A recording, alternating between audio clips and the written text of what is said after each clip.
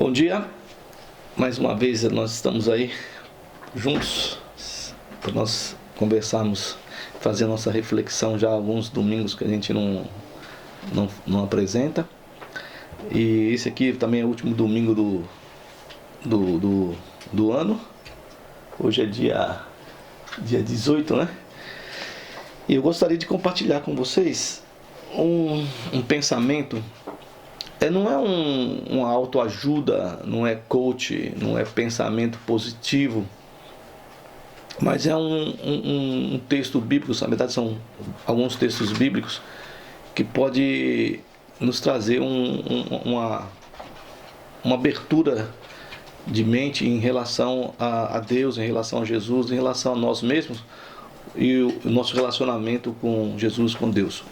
No texto de Hebreus, na verdade, alguns dizem que Hebreus foi Paulo que escreveu, outros dizem que foi Apolo. Na verdade, acho que ninguém sabe, não só Hebreu, como muitos livros da Bíblia que ninguém sabe quem escreveu. Mas nós dizemos aqui que foi Hebreus. No capítulo 11, ele vai falar sobre a descrição da fé. E depois ele vai dar alguns exemplos da fé. Nós não vamos ler os exemplos, mas vamos ser a sua descrição. No versículo 1 e no versículo 6, diz assim: ora, a fé é a certeza, é a realidade, né? Significa essa confiança. A palavra é pistis no grego, essa confiança, essa definição é uma prática de confiar em Deus, né? O suficiente para fazer o que ele diz. Então, olha, a fé é a certeza e a realidade de coisas que se esperam, a convicção de fatos que não se veem. Então nós esperamos e temos fé e temos certeza de coisas que a gente não vê, mas que existe, né? E no versículo 6, que é muito importante, que não é nada a ver com conhecimento, não é nada a ver de não ter medo, não é isso, né? Não é um salto no escuro, né? E nem é também uma manipulação para mudar Deus ou não. Diz assim: de fato, sem fé é impossível agradar a Deus, porquanto é necessário que aquele que se aproxima de Deus creia que Ele existe e que se torna galardoador dos que o buscam, né? Daquelas pessoas que o procuram por todos os lados. Então Deus é um abençoador, Ele é o recompensador dessa pessoa que crê e que entende que é necessário ter fé para crer em Deus, porque Deus, na verdade, Jesus, Deus, o Espírito Santo, a gente não vê. Ele não está aqui manifestado diante de nós, ou na televisão nós podemos ver, mesmo na tela do computador, na tela do celular. É uma questão de ter fé. É aqui, né? Ter fé, de acreditar, de ter a certeza da realidade das coisas que se esperam e ter essa convicção, confiança, né, de tudo, de fatos que não se veem. Então, o que eu quero dizer hoje? Eu tenho dois textos e alguns textos paralelos que a gente podia estudar, que vai nos falar sobre essa questão da fé. Então, a fé, então, é a segurança daquilo que se espera, ou de coisas esperadas. Nós temos a substância, a consistência, a certeza de fatos, de coisas, a prova, a convicção da realidade, de coisas ou fatos que nós não vemos e não são vistos também, né? E depois aqui nós vamos ter aqui de fato, sem fé é impossível que nós possamos agradar a Deus, que é impossível chegar diante de Deus sem reconhecer que Ele existe. Pois é necessário que crer que aquele que se achega, que se aproxima de Deus, que Ele existe realmente, e aos que se chegam até Ele, aqueles que o procuram, que os buscam, que Ele é recompensador dessa pessoa aí. E não só pela a questão de receber a recompensa de Deus, né? De ter a recompensa. Nós estamos findando o ano e todos nós, eu creio, né? Todas as pessoas, né? Não sei se eu posso dizer todas, mas a maioria, que teve nesse ano, teve sonhos, que teve planos, que teve desejos. Alguns se realizaram, outros não se realizaram, outros nem chegaram a ter planos, né? E essa questão de não concretização, da não certeza de muitas coisas, da questão impossível, do nosso dia a dia, do nosso futuro principalmente. O ser humano muitas das vezes está preocupadíssimo com o futuro, com a morte principalmente, de morrer. E o amanhã então nós não sabemos. O velho dito popular diz que o amanhã pertence a Deus. Então nós temos um texto interessante para nós iniciarmos aqui, que seria para a gente poder entender essa questão de nós confiarmos, de nós termos essa base em Deus, essa garantia de ter essa realidade em Deus. No capítulo 37 de Ezequiel, que vai falar sobre, na verdade seria a revivificação de Israel, seria o retorno da nação de Israel, no texto de Ezequiel 37. Mas tem algo interessante, porque Deus toma esse profeta, né, e leva ele diante de um vasto terreno cheio de ossos secos, né, já sem carne, e ali esqueletos. E ele pergunta para o profeta se aqueles ossos poderiam reviver. Se nós olharmos como seres humanos, nós chegarmos no cemitério, nesse cemitério então do estado, cidades pequenas, que depois tira os ossos do caixão, né, longe da cova ali, para outra pessoa ser colocada ali. E esses ossos são colocados num ossário, né? Não sei se é ossário que se chama, mas se coloca ali e fica lá os ossos. Depois de 5 anos, saia da cova, vai para lá.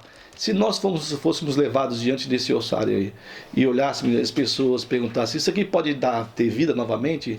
A nossa resposta seria claramente não, né? Pelo nosso entendimento que nós temos da realidade nossa, do nosso conhecimento, não tem condições desses ossos reviver.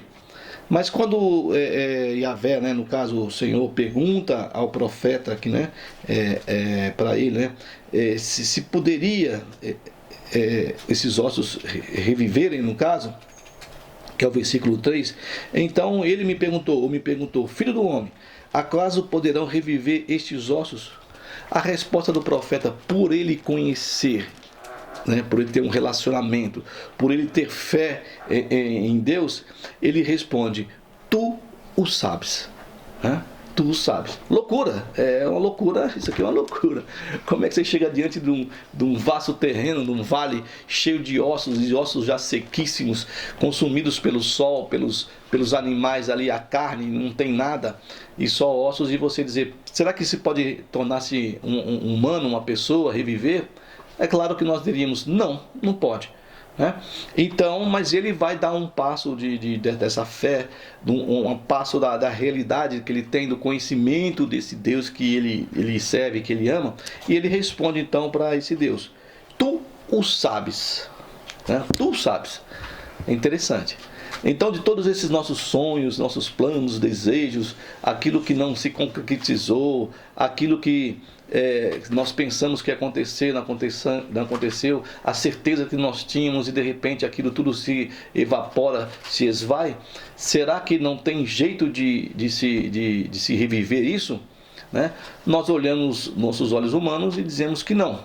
Existem coisas impossíveis que nós temos, tem até um filme chamado O Impossível, que foi aquele tsunami que teve na Ásia, e a família que estava no hotel, cada um foi levado pela onda e separaram, tal, coisas impossíveis, mas a família se reuniu e conseguiu se encontrar. Era impossível, né?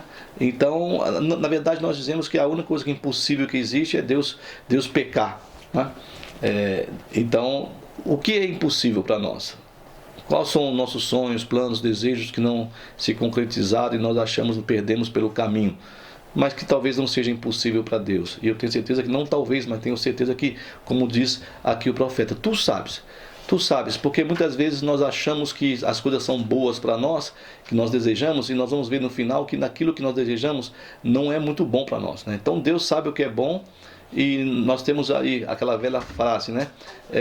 Se Deus quiser, se Ele assim permitir, assim vai ser, né? Então, vamos ver aqui o que diz aqui. Então ele vai dizer assim, tu sabes. Aí Deus manda que ele, não é Deus que está falando. Deus fala assim, então você vai, você profetiza, você fale sobre isso. né? Aí manda vir tendões, manda vir nervos, manda vir pele, e no final é Deus que vai então soprar sobre aquele amontoado de ossos que o profeta profetizou, e ele naquela visão ele vê os ossos se ajuntarem, se tornarem um esqueleto, e depois vir ali nervos e vir tendões, e depois o sopro do Todo-Poderoso, e faz com que aquele vale de ossos secos se torne um vale de seres humanos, né? Isso aqui é a visão que ele está tendo, que ela está apontando para o futuro da nação de Israel. Um outro texto que nós temos também, que é interessante nós poderíamos ver, que é em Lucas 5:5, quando Jesus está ali conversando com do versículo 25 aqui, né? Peraí.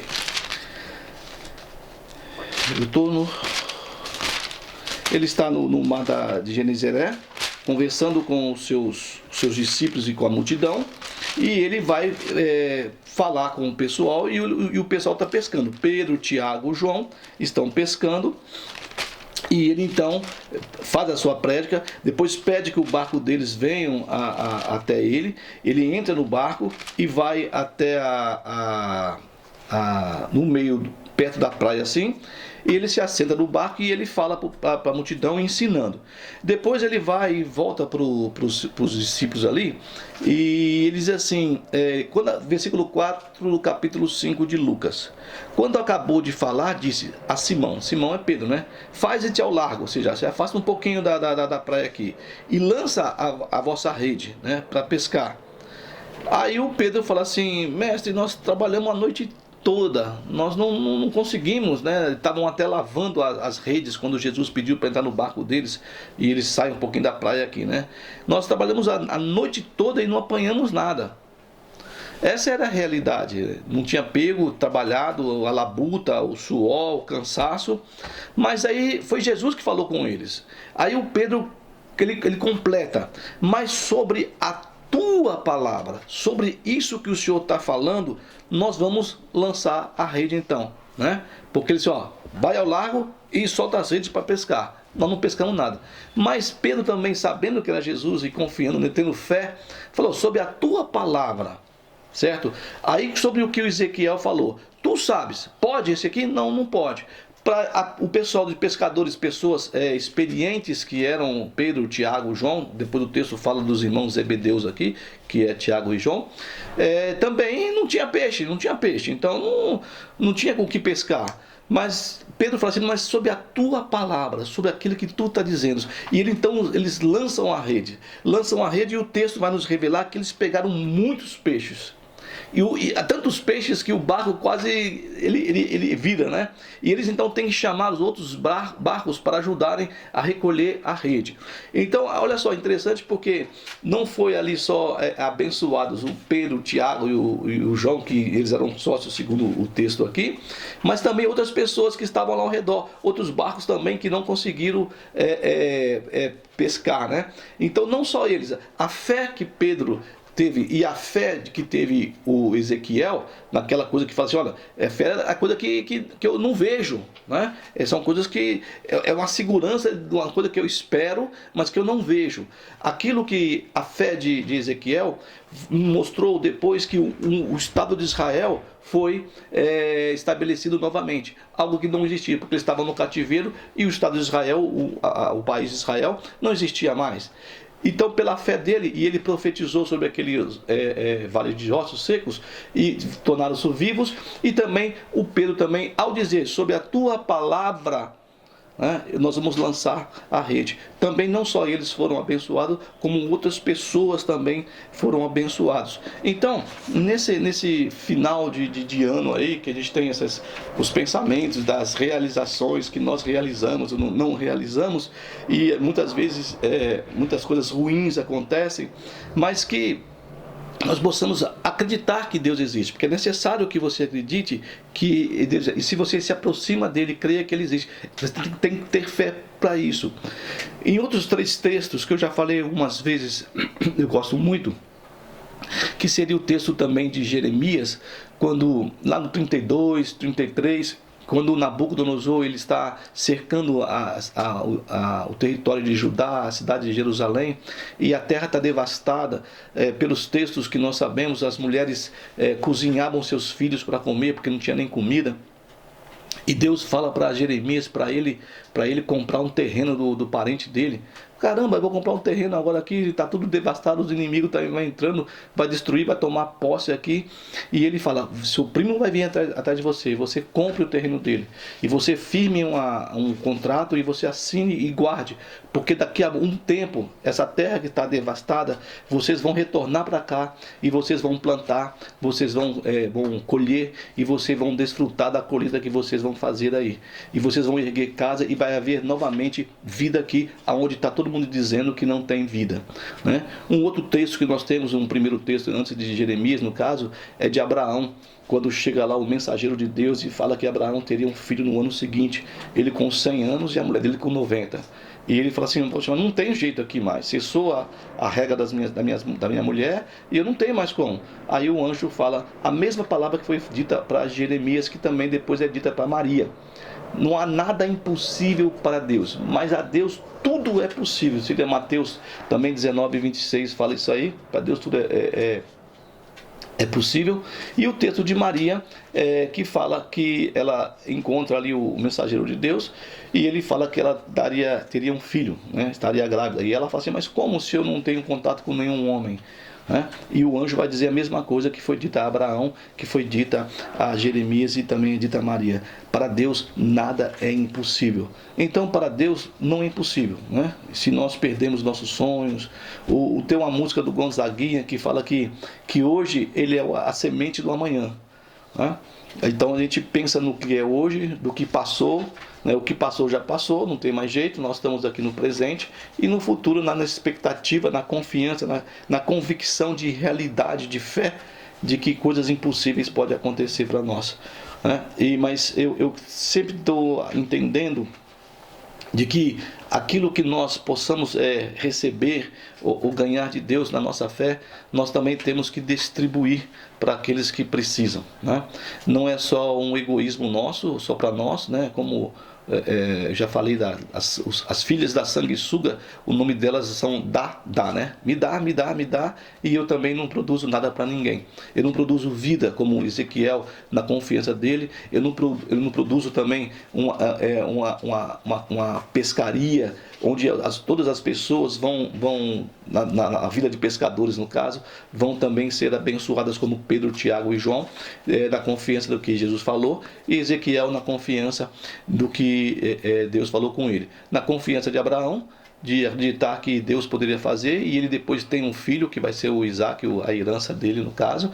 Na confiança de Jeremias, que depois houve o retorno realmente do povo de Israel, e na confiança de Maria, que depois vai ser a mãe de Jesus, né?